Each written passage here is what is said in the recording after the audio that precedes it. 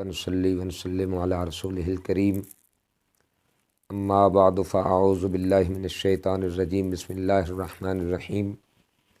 ما کان محمد ابا احد من رجالکم ولکن رسول اللہ وخاتم النبیین لبیک لبیک لبیک یا رسول اللہ تاجدار ختم نبوت من سب نبیا میں حکومت پاکستان اور مقتدر اداروں کی اس طرف توجہ دلوانا چاہتا ہوں کہ تحریک لبیک یا رسول اللہ پاکستان کے ساتھ جو معاہدے فیض آباد میں قبلہ قائد محترم شیخ الحدیث و تفسیر امیر المجاہدین علامہ حافظ خادم حسین رضوی صاحب رحمۃ اللہ علیہ ان کے ساتھ کیے گئے تھے کہ ان پر من و عن عمل ہونا چاہیے اور اس میں کسی قسم کی کوتاہی نہیں ہونی چاہیے، کیونکہ یہ معاملہ عزت مصطفیٰ صلی اللہ علیہ وآلہ وسلم کا ہے۔ تو فی الفور جو ہے فرانس کے سفیر کو نکالا جائے اور جو معاہدے کیے گئے تھے ان پر عمل کیا جائے، کیونکہ پوری امت مسلمہ کے دل اس سے زخمی ہیں اور پاکستان کے بھی جتنے عاشقان رسول ہیں ان کے بھی دل اس سے زخمی ہیں، کیونکہ مسلمان وہ اس پر ظلم کیا جائے، جبر کیا جائے، وہ سب کچھ برداشت کر سکتا ہے، بھوک پیاس مہنگائی سب کچھ برداشت کر سکتا ہے، لیکن رسول اللہ صلی اللہ علیہ وسلم کی بے ادبی اور گستاخی ہو تو ایک مسلمان مومن کبھی اس کو برداشت نہیں کر سکتا۔ اور میں یہ بھی پیغام دوں گا اپنے انٹیریئر منسٹر کو اور جو ذمہ داران ہیں کہ جب بھی کفر کے سامنے بات ہو تو کفر کے ساتھ بات کرتے ہوئے نرم لہجے میں بات نہیں کی جاتی، کیونکہ کافر کبھی بھی نرم بات کو سمجھنے کے لیے تیار نہیں ہے۔ جس طرح جنگ احد میں جب نبی کریم علیہ السلام کے چچا حضرت امیر حمزہ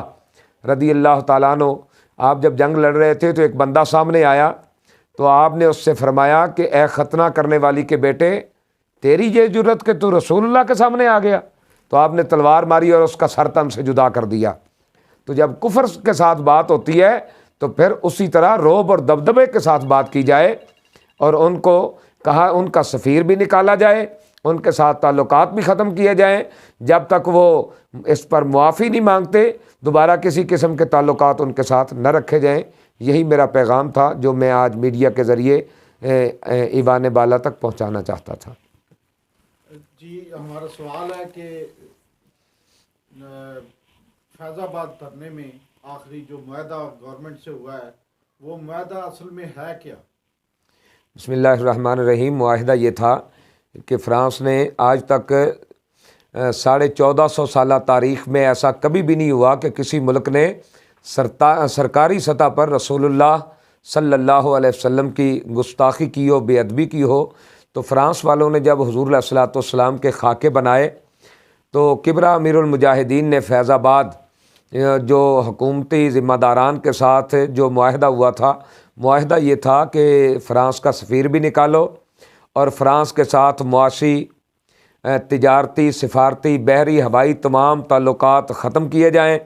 اور جو فرانس کی پروڈکٹس پاکستان میں موجود ہیں ان پر سرکاری سطح پر پابندی لگائی جائے، اپنا جو سفیر پاکستان کا وہاں موجود ہے اس کو بھی واپس بلایا جائے۔ تو یہ جو ہے معاہدے ہوئے تھے ان کے ساتھ، جو مین معاہدے تھے۔ اچھا، دوسرا میرا سوال یہ ہے کہ اگر حکومت اس معاہدے کی پاسداری نہیں کرتی تو تحریک لبیک پاکستان کیا لائے عمل ہوگا؟ الحمدللہ میں چونکہ شورا کا رکن بھی ہوں اور جنوبی پنجاب کا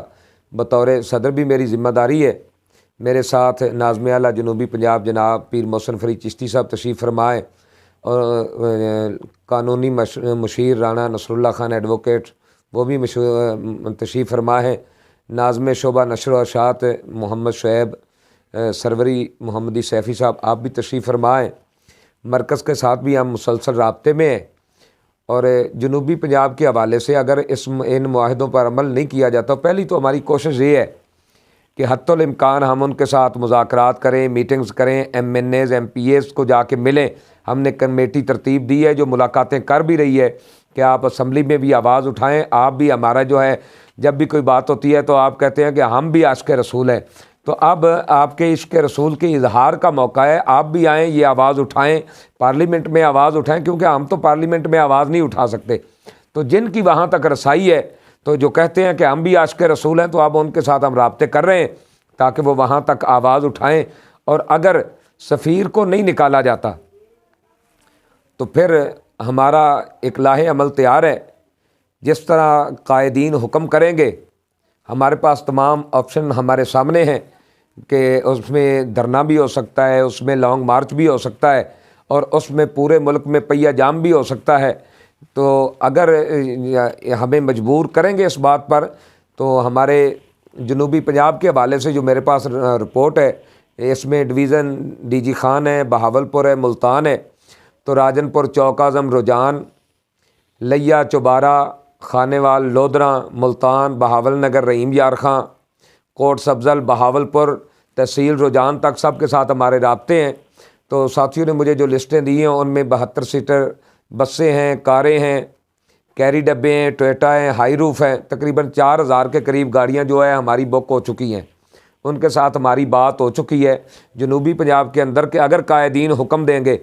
کہ آپ نے لاہور پہنچنا ہے یا آپ نے اسلام آباد پہنچنا ہے، جہاں کا حکم ہوگا وہاں پر انشاءاللہ العزیز ہم پہنچیں گے۔ اور اگر کوئی کریک ڈاؤن کی صورت بنتی ہے تو تمام ڈویژنز میں، اضلاع میں، تحصیلوں میں، یونین کونسل تک ہم نے پلان اے اور پلان بی تیار کر لیا ہے کہ اگر کریک ڈاؤن ہوتا ہے، قائدین کو پکڑا جاتا ہے، تو پھر ذمہ داری کس کی ہوگی؟ ڈویژن میں، ضلع میں، یونین کونسل تک اگر ان کو بھی پکڑ لیا جاتا ہے کریک ڈاؤن میں، تو پھر اس کے بعد ذمہ داری کس کی ہوگی؟ یوں نہیں ہوگا کہ جناب وہ کریک ڈاؤن کریں تو پیچھے سے بندہ ہی نظر کوئی نہ آئے۔ انشاءاللہ العزیز یہ پوری امت مسلمہ کا معاملہ ہے، کسی ایک بندے کا معاملہ تو نہیں، معاملہ تو ناموس رسالت کا ہے۔ تو انشاءاللہ العزیز سڑکوں پر اتنے سر نظر آئیں گے کہ چشم فلک نے ایسا نظارہ پہلے کبھی نہیں دیکھا ہوگا۔ یوں کر کے انشاءاللہ العزیز تحریک لبیک کے عاشقان رسول اس کا انشاءاللہ جواب دیں گے۔ اچھا، میرا ایک اور سوال ہے کہ تحریک لبیک پاکستان مذہبی جماعت کے ساتھ ساتھ ایک رجسٹرڈ سیاسی جماعت بھی ہے، تو کیا سیاسی حوالے سے یہ بلدیاتی الیکشن یا جنرل الیکشن آتے ہیں تو اس میں تحریک لبیک حصہ لے رہی ہے؟ جی انشاءاللہ العزیز تحریک لبیک یا رسول اللہ پاکستان جنرل الیکشن ہو یا بلدیاتی الیکشن ہو، انشاءاللہ العزیز اس میں بھرپور حصہ لے گی، اور اس کے لیے ہماری بھرپور تیاری ہے۔ یونین کونسل تک ہماری ممبر سازی ہو چکی ہے، ہو رہی ہے، اور انشاءاللہ العزیز ہم بھرپور حصہ بھی لیں گے، اور انشاءاللہ العزیز جو مقابلے میں ہوگا اس کو ٹف ٹائم بھی دیں گے انشاءاللہ۔ میڈیا کے حوالے سے آپ کیا کہنا چاہیں گے کہ میڈیا پہ آپ کی دوسری پولیٹیکل پارٹیوں کی جس طرح ان کی اظہار رائے کا حق ہے، تو تحریک لبیک کا اس حوالے سے کیا منشور ہے؟ کیا یہ اس کو میڈیا پہ کیوں نہیں ٹائم دیا جاتا؟ اس کی کیا تحریک میں کوئی معاملات ہیں یا آپ اس حوالے سے کیا کہنا چاہتے ہیں؟ جی اس حوالے سے میں یہ کہوں گا کہ جب بھی کوئی جابر حکمران آتا ہے تو سب سے پہلے وہ جو ہے میڈیا کا گلا دباتا ہے، تو آئے روز جو ہے میڈیا پر پابندیاں لگائی جاتی ہیں، اور میڈیا کی آزادی کو سلب کرنے کے لیے میڈیا پر حکومتی قدغن لگائے جاتے ہیں۔ ہم اس کی بھی پرزور مذمت کرتے ہیں، اور ہم یہ چاہتے ہیں کہ ملک میں میڈیا آزاد ہو اور میڈیا کو اپنی بات، آزادی اظہار رائے کا پورا حق دیا جائے، کیونکہ جو جابر ہوتے ہیں، ظالم ہوتے ہیں، پہلے تو ہم سنا کرتے تھے کہ اگر کسی ڈکٹیٹر کی حکومت ہوتی ہے تو اس میں میڈیا پر پابندی ہوتی ہے، تو اب تو ڈکٹیٹر کی حکومت بھی نہیں ہے، اور اب بھی میڈیا پر پابندی ہے کہ انہیں آزادی کے ساتھ بات نہیں کرنے دی جا رہی۔ تو میں اس کی پرزور مذمت بھی کرتا ہوں، اور حکومت سے یہ بھی کہتا ہوں، اس بات پر زور دیتا ہوں کہ میڈیا کو آزاد کیا جائے اور میڈیا کا گلا نہ دبایا جائے، اور میڈیا ہاؤسز اور ان کے ذمہ داران سے بھی میں یہ ریکویسٹ کروں گا کہ آپ بھی کہتے ہیں کہ ہم نے میڈیا کی آزادی کے لیے بہت قربانیاں دی ہیں، تو جو میڈیا کی آزادی کے لیے آپ نے قربانیاں دی ہیں، اب معاملہ ناموس رسالت کا ہے، اب ان قربانیوں کے اظہار کا وقت ہوا چاہتا ہے کہ اب بھی آپ آئیں۔ حضور علیہ الصلوۃ والسلام کی یہ جو گستاخی ہوئی ہے، آپ کالی پٹیاں باندھیں، میدان عمل میں آئیں، اپنا احتجاج ریکارڈ کروائیں کہ فقط تحریک لبیک ہی نہیں ہے میدان عمل میں، تمام میڈیا والے بھی عاشقان رسول ہیں اور ہم بھی میدان عمل میں موجود ہیں، اور میں امید بھی کرتا ہوں کہ میڈیا والے انشاءاللہ العزیز اس معاملے میں جو ہے وہ دلیری دکھائیں گے، اور حکومت جو ہے ان سے بھی میں یہ امید کرتا ہوں کہ جو انہوں نے معاہدہ کیا ہے وہ اس معاہدے پر من و عمل کروائیں گے، اور کیونکہ ہمارا ملک جو ہے اس وقت کسی ہنگامی صورتحال کا متحمل نہیں ہے، تو اس لیے ان کو بھی چاہیے کہ جو معاہدہ کیا ہے اس پر عمل کریں۔ بہت شکریہ۔ جزاک اللہ۔